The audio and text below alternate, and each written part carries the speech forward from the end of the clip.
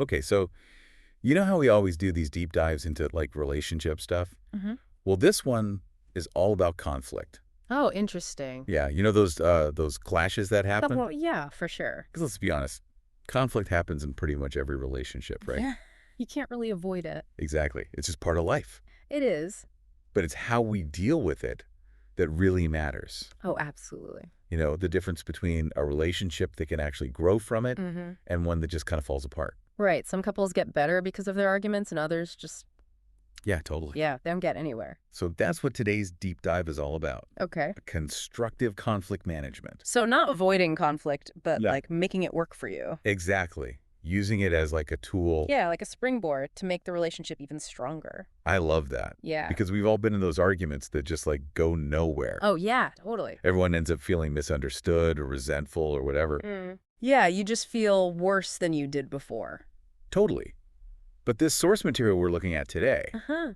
it suggests that conflict, when it's handled well, it can actually be a chance to grow. Really? Isn't that interesting? Yeah, that's pretty cool. I mean, it makes sense. Right. If you think about it. Yeah. Like, if you can actually hear each other and figure out what's going on, It it totally. can bring you closer. Right. It's not just about like winning the argument. No, not at all. It's more about understanding each other. Yeah, exactly. Okay, so one of the biggest things that this source talks about is expressing yourself constructively. Okay, so like, what does that mean? What it basically means shifting away from blame. Oh, okay. So, you know, instead of saying things like, you always do this or you never do that. Oh, yeah. The you statements. Yes, exactly. The you statement. They never go well. No, they don't. It immediately puts the other person on the defensive. Right. It's like an attack. Exactly. And then they're not really listening to what you're saying. They're too busy trying to defend themselves. Exactly. Hmm? So instead, the source suggests using I statements. Oh, interesting. So like, It's about owning your own feelings without pointing fingers. I see. So, Yeah. for example, like instead of saying, you never listen to me. Which we've all said at some point, I'm sure. Oh, yeah. Maybe when we're really frustrated. Right. But instead of that, you could say something like, I feel ignored when I don't feel heard during our conversations. That's so much better. Right. It's like such a small tweak in the language. Yeah. But It makes a huge difference. it totally does. Yeah. So I'm kind of curious, why do you think that is? Well, I think it just creates a sense of safety. You know? Okay. Like, think about it. When someone's coming at you with accusations, your immediate instinct is to be defensive. Oh, yeah, for sure. You just want to protect yourself. Right. Like, no, I don't do that or it's not my fault. Exactly. But when someone expresses their feelings with I statements, Uh-huh. it's less threatening. You know? It invites you to actually listen and try to understand instead of just defending yourself. Right, because it's not an attack. Yeah. It's just them stating how they feel. Exactly. Okay, that makes total sense. Yeah. And it takes practice Oh, for sure. to remember to use those I statements. Especially in the heat of the moment. Oh, yeah. When you're like really upset, it's hard to Right. think straight. Totally. And that actually brings us to another point that the source emphasizes, Oh, what's that? managing stress during conflict. Ooh, that's a good one. Yeah, because I think we've all been there where we've said things we regret. Oh, yeah, totally. In the heat of the moment. Yeah, like you just get so caught up in the emotion of it. You're not thinking clearly. Exactly. And you might say something hurtful. And then you feel terrible afterward. Exactly. So the source talks about how important it is to like recognize when your stress levels are rising. Okay, so like, how do you do that? Well, it's different for everyone, Right. but like, you know, maybe you start to feel your heart racing or you start to get like tense. Right. Or you notice your voice getting louder. Yes, Yeah. exactly. Those are all good signs that you're getting stressed. And that's when you need to take a step back. Exactly, because when stress takes over, it's like our brains go into fight or flight mode, Oh, yeah. and we're not really thinking rationally. We're just reacting. Exactly. Yeah. And so we're more likely to lash out or, you know, say things we don't mean. Right. So what do you do in those situations? Well, the source actually suggests pausing the conversation. Really, like just stopping it. Yeah. Which I know can seem counterintuitive, It does. but it can be really helpful to just take a break. Okay. Like, even if it's just for a few minutes. Just to cool down. Yeah, it's just like calm down and collect your thoughts. I can see how that would help. Right, because then you can come back to the conversation when you're in a more like level-headed state. Exactly. And you're less likely to say something you'll regret. Totally. Yeah. So speaking of like strategies for better communication, Uh-huh. there's this really interesting couples dialogue strategy that the source talks about. Ooh, what's that? It's basically a three-step process Yeah. that can help couples like really understand each other. Okay. I'm intrigued. Tell me more. All right, so the three steps are mirroring, validation, and empathy. Okay, those all sound like good things, but They are. how do they actually work, like in a real conversation? Well, let me give you an example. Okay. Imagine you and your partner are having a disagreement about how to spend the weekend. Okay, classic. Right.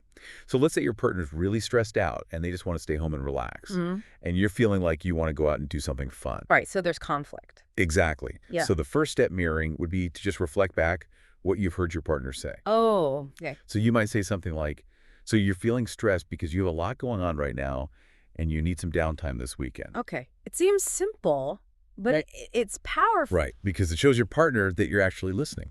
You're not just dismissing their feelings. Exactly. And that you're trying to understand where they're coming from. Okay, I like it. So then the next step is validation. Right. And it's important to note here that validation doesn't mean you agree with your partner. Okay. It just means that you acknowledge that their feelings and needs are valid. Right, because they're allowed to feel how they feel, Exactly. even if you don't agree. Right. So in this example, you might say something like, I understand why you would feel stressed and why having some downtime this weekend would be important to you. It's like you're saying, I see you. Yes, I hear you. I get it, Yeah, even if I don't feel the same way. exactly. So then the third step is empathy. Okay. This is the tricky one sometimes. You can be, Yeah, but it's so important. it is. So empathy is where you try to really step into your partner's shoes and feel what they're feeling. Right, to see it from their perspective. Exactly. And to connect with their emotions. Yeah. So you might say something like, I can imagine how overwhelmed you must be feeling with everything on your plate right now. It makes sense that you would want some quiet time to recharge, That's good. right? You're not just acknowledging their feelings, but you're also showing that you understand why they're feeling that way. And that can go a long way It really can. in making someone feel heard and understood. Exactly. And, you know, all of this just makes me think about the importance of active listening. Yes. Such a crucial Not just in conflict, but like in all of our communication. in every relationship. Totally. Because it's so easy to just like wait for our turn to speak. Oh, yeah, we do that all the time. Right. But active listening is about truly engaging with what the other person is saying and feeling You're present. you're present. You're asking clarifying questions. You're reflecting back their emotions. You're showing that you're really interested, exact. not just waiting for your turn to talk. And the source even lists some specific techniques for active listening. Oh, like what? Well, like one is restating what your partner said, but in your own words. Okay, that makes sense. And another is clarifying any points that you're unsure about. Right, so you're on the same page. Exactly. But the one I found really interesting was reflecting back their emotions. Ooh, that's a good one. So instead of just saying, you seem stressed, Yeah. you might say something like, I can hear the frustration in your voice. Uh-huh. What's making you feel that way? It's deeper. It's going beyond just the words and really tuning into like the emotion behind them. Yeah, because sometimes we're not even aware of what we're really feeling That's true. until someone reflects it back to us. Right. And of course, we can't forget about nonverbal cues. Oh, yeah, body language is so important. It is because sometimes our body language speaks louder than our words. Oh, yeah, totally. I mean, we've all done that thing where we say, I'm fine, but our tone of voice and our facial expression is like, Totally the opposite. yeah. So being mindful of our own nonverbals, Yeah. especially during disagreements, is just so important. It is, because it can either make the other person feel safe, Right. or it can make them feel like you're not really being honest with them. Totally. And, you know, all of this just ties back to that idea of expressing your own needs and wants openly and honestly. Oh, yeah, being upfront about how you feel. Exactly. And creating that safe space for communication. Because if you don't feel safe to express yourself, Right. then you're going to bottle things up. Exactly. And then those little things that you could have talked about, They become big things. they turn into huge blowouts. Right. And I think we've all been guilty of that at some point. Oh, yeah, for sure. It's so much easier to avoid those difficult conversations. It is in the moment. Yeah, but then it just builds and builds. Exactly. So the source really emphasizes that it's better to just address things early on, When they're small. when they're small, before they have a chance to escalate. Yeah. I mean, that's so much easier said than done, though. It is. It takes practice. Yeah. But if you can create that culture of open communication in your relationship where both partners feel comfortable expressing their needs and concerns. before they turn into huge fights. Right. Then you can prevent a lot of unnecessary conflict down the road. That's the goal. It is. But it takes work It does. from both people. Okay, so another big part of this is managing frustration. Oh, yeah, because that's a tough one. It is, because it's inevitable that we're going to feel frustrated with our partners sometimes. Oh, yeah, for sure. Nobody's perfect. Exactly. So it's not about, like, never feeling frustrated. Right. It's about how we handle it. So, like, what are some healthy ways to deal with frustration? Well, the source highlights the importance of identifying the root cause of your frustration. Okay, so, like, what's really bothering you? Exactly. Like, what specifically is triggering that feeling? And sometimes that's hard to figure out. It can be. Yeah. Yeah. But it's worth taking the time to really think about it. Okay, so once you know what's causing the frustration, then what? Then you can communicate it to your partner in a healthy way. Which can be hard. It can be. Yeah, because when you're frustrated, it's easy to just, like, blame your partner. Right, or to just lash out. Totally. But the key is to remember that it's not about blaming them.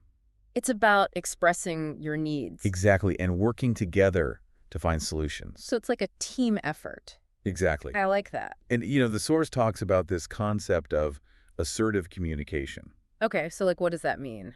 Well, it's kind of like a balance between expressing your needs, but also respecting your partner's needs. So it's not about just getting your way. Oh, it's not about that. It's about finding a compromise. Right. And some of the key components of assertive communication are like honesty, Okay. directness, taking responsibility for your own feelings, Right. and using respectful language. Okay, so like give me an example. Okay, so let's say your partner keeps interrupting you. All right.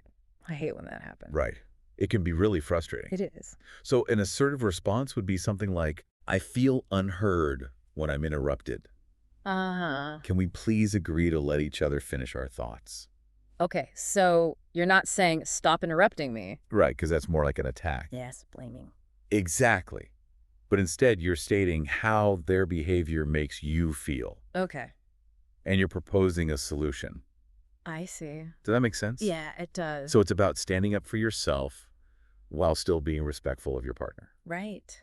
And what's really cool about all of this is that these communication strategies, Mm-hmm. they're not just for romantic relationships. Oh, really? Yeah, like you could apply these to conflicts with your friends, your family. Oh, that's interesting. Yeah, anywhere where you're trying to navigate disagreements and build stronger connections. So it's like a life skill. It really is. That's cool. So as you're listening to this, I want you to think about, like, is there one strategy that really resonates with you Okay. that you could start practicing in your own life?